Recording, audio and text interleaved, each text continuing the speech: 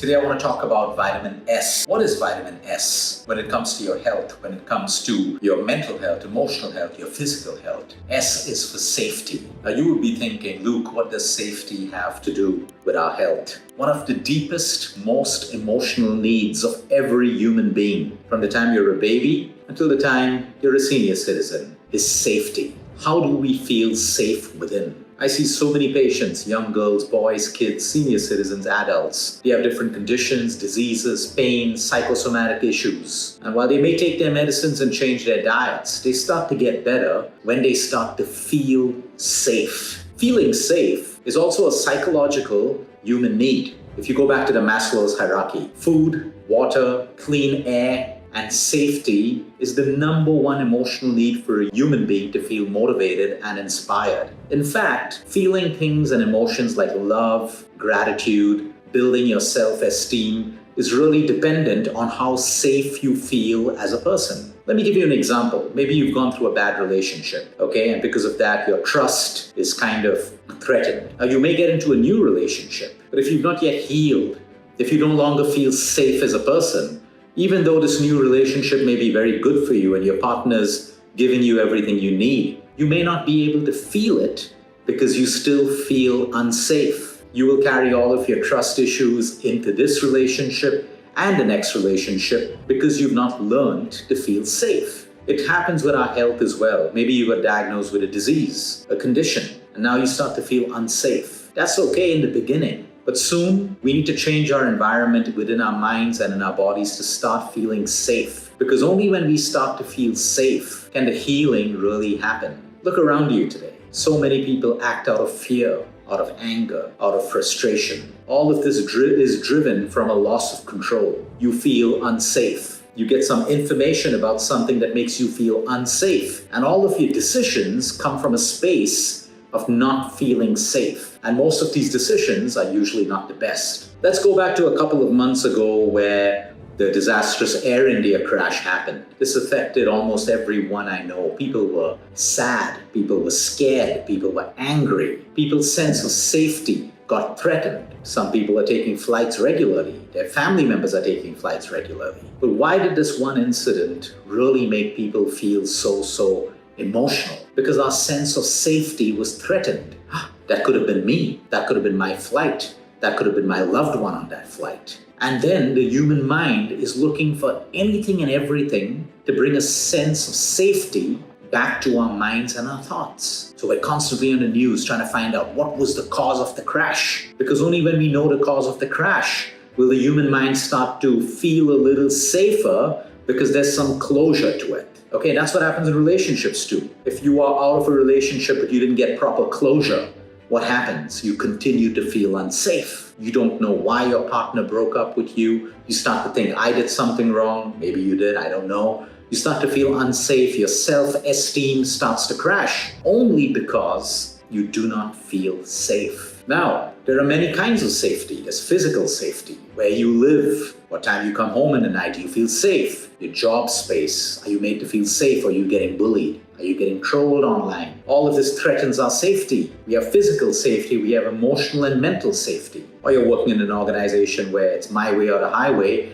you're never allowed to express ideas, etc. You don't feel valued, you feel unsafe. Then we have financial safety, where some people do not feel financially safe because they don't have enough. It's never about how much you have, because there are a lot of people, billionaires, who feel unsafe. Even though they have billions and billions of dollars, they still feel unsafe. Unsafety is a feeling that comes from within. There may be consequences around us that cause it, like the diagnosis of a disease. Maybe you didn't get a job raise. Maybe your money isn't in line with what your expectations are and what you can afford. But it's finally what you do inside with all of that information. You become a victim to it. Some people see it as a challenge. Some people accept it and decide, I'll figure out a way. And some people just succumb to the fear and anxiety that comes along with it, making us unsafe. Then we have spiritual safety, where we align ourselves with the divine, whether you call him, her God, spiritual scriptures, a higher power. Some people don't. Some people pray and align and they still feel unsafe because they don't know how to trust. They don't know how to practice faith and belief. And some people thrive with spiritual safety. They just believe that I will be protected. No matter what happens, I will be taken care of. No matter what happens, I will be safe. So, what happens when we feel unsafe? We trigger off the sympathetic nervous system. We're constantly in fight and flight. What's going to happen? What's he going to say? What's she's going to say? Oh, I can't be myself. Am I going to have enough money for the future? All of that is fight and flight. Fight and flight is great for a short period of time. It could be a thought that makes us feel unsafe. It's not a fact, but it's a thought. For example, I'm not good enough. You keep telling yourself you're not good enough. Now you will feel unsafe because you are telling yourself that you feel that you're not good enough. Oh, I have social anxiety. So every time you go out in society, you have anxiety because you've told yourself that you're unsafe. You got diagnosed with a disease. I understand. But now, that's the problem.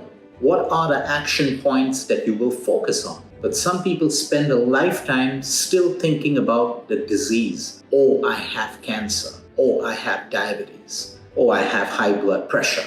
Feeling more and more unsafe, making the condition worse and worse. But hey, all right, I got this particular disease. I understood. Take a few days. Be angry, be in denial, but then you got to come back to a state of acceptance. Because when you're in a state of resistance, you are only fighting. Resist, resist, resist. Fight and flight response. But all the healing, all the creativity, all the magic, all the repair happens in the parasympathetic nervous system, which is rest, digest, and repair. That is the nervous system that we want to be in most of the time. But if I'm constantly unsafe, sympathetic nervous system. No matter what medicine you take, how clean your nutrition is, how much exercise you do, the internal state of your body is unsafe, sympathetic nervous system, rendering most of your other activities practically useless. So today, let's learn right now, how can I start feeling safe? The idea is, and the magic is to start feeling safe right now, because that deep emotional need needs to be fulfilled for you to be healed. Try practicing gratitude when you feel unsafe. It's difficult to be grateful when you're feeling unsafe all the time. How do we start to feel safe? Anything that you want to change in life, first you bring awareness to it. Do you feel safe or unsafe in your relationships? Do you feel safe or unsafe at your workplace or in your business? Do you feel safe or unsafe when you're socializing? Do you feel safe or unsafe in your spiritual practice? Do you feel safe or unsafe when it comes to your health? If you're constantly on social media, you're reading about people dying in the gym, dying while running, of a heart attack, and all of a sudden, you start to feel unsafe. Hey, Luke, I'm going to stop the gym. Too many people are dying. Hey, Luke, I'm going to stop running. Too many people are dying. You see, reactions based on fear, no facts. Is everyone dying in the gym for a heart attack? No.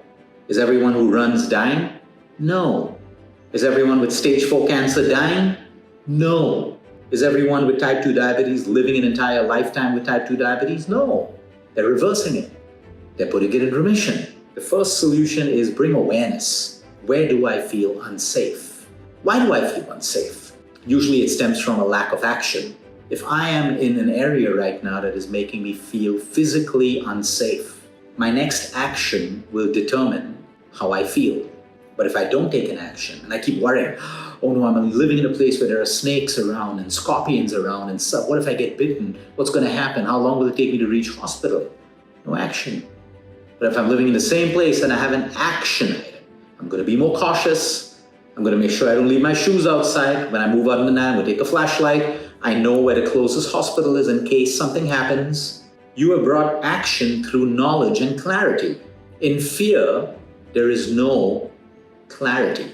Fear is stories and illusions and very few facts. But for you, regaining that sense of safety is the most important thing for everything else to be felt better. I know so many people, they have everything in life. They have a child, they have money, everything. But they have no joy. They can't feel gratitude for everything they have because they're constantly feeling unsafe by their own thoughts, words, the actions of other people, building illusions and stories that may never come true. Because too many of us have so many expectations that life has to be in this way. These are our rules that we put, but the universe doesn't care about what you think and what you want. Every moment will fold and unfold in your life the way it is designed to be. You can resist, you can accept, you can like, you can dislike, but life will go on. Before you go to sleep, your eyes, every part of your brain is scanning your surroundings to see, is this a safe place for me to sleep? So it's so important for us to understand safety is evolutionary. It's the deepest emotional need. What do I need to exit in life to feel safer? Because when your environment changes around you, your environment within you changes. When your environment within you changes, all the healing happens.